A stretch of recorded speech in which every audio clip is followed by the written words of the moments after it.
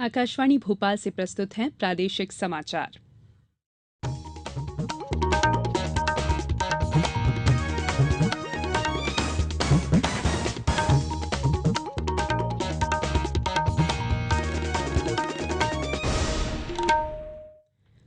नमस्कार, समाचारों के साथ मैं संयुक्ता बनर्जी। केंद्रीय शहरी विकास मंत्रालय ने स्वच्छ भारत मिशन के उद्देश्यों को प्राप्त करने के लिए आज शौचालय तलाशेंगे, शौचालय स्वच्छ रखेंगे जागरूकता अभियान की शुरुआत की। शहरी विकास संयुक्त सचिव ने दिल्ली में इस जागरूकता अभियान की शुरुआत करते हुए कहा कि इसका मकसद लोगों को शौचालयों की उपलब्धता की जानकारी देना है। इसमें लोगों को शौचालयों की स्थिति तलाशने के लिए इंटरनेट सर्च इंजन गूगल के मानचित्र ऐप का इस्तेमाल करने के लिए प्रोत्साहित किया जाएगा। लोग शौचालयों के मलिन होने की शिकायत और स्वच्छ रखने के सुझाव भी दे सकेंगे।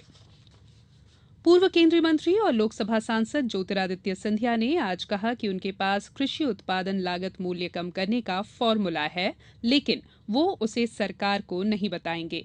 सीधी जिले के चुरहट में आज होने वाली किसान महापंचायत में शामिल होने के लिए सतना पहुंचे श्री सिंधिया ने संवाददाताओं से चर्चा के दौरान ये बात कही। इससे पहले किसानों की आत्महत्या के लिए सीधे तौर पर केंद्र और राज्य सरकार को जिम्मेदार ठहराते हुए उन्होंने कहा कि देश और प्रदेश के खजाने पर पहला हक अन्नदाता का है। सरकार किसानों की चिंता नहीं कर रही है।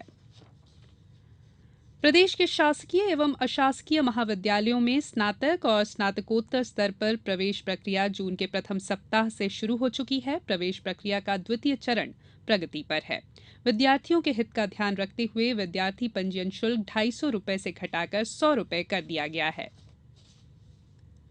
परिवार कल्याण जागरूकता एवं सेवाओं को लक्षित दंपतियों तक पहुंचाने के लिए प्रदेश में 11 अगस्त तक जनसंख्या स्थिरता माह का आयोजन किया जा रहा है। एक माह तक चलने वाले विशेष अभियान में पुरुष नसबंदी एवं 2 बच्चों में अंतर के लिए आईयूसीडीपी आईयूसीडी की सेवा पर विशेष जोर दिया जाएगा। भोपाल में जयप्रकाश चिकित्सालय में कल से अभियान की शुरुआत हुई। पन्ना टाइगर रिजर्व में 30 जून को समाप्त हुए पर्यटन वर्ष 2016-17 में पिछले साल के मुकाबले इस साल पर्यटकों की संख्या में लगभग 10,000 का इजाफा हुआ है। पिछले साल 36,730 और वर्ष 2014-15 में 14,897 पर्यटक पन्ना टाइगर रिजर्व की वनस्पति, प्राकृतिक सुंदरता और बाघों की बढ़ती संख्या का नजारा लेने आए थे। वर्षा ऋतु के मद्देनजर 30 जून से मुख्य रिजर्व में पर्यटकों का प्रवेश प्रतिबंधित कर दिया गया है। इसके साथ ही पर्यटन प्रेमियों के लिए 1 जुलाई से बफर जोन में पर्यटन की सुविधा शुरू कर दी गई है। बफर जोन पर्यटन के लिए ऑनलाइन सुविधा जारी है। प्रदेश के 4 जिले रीवा, भिंड, अशोकनगर और दतिया में सामान्य से अधिक वर्षा दर्ज की गई है।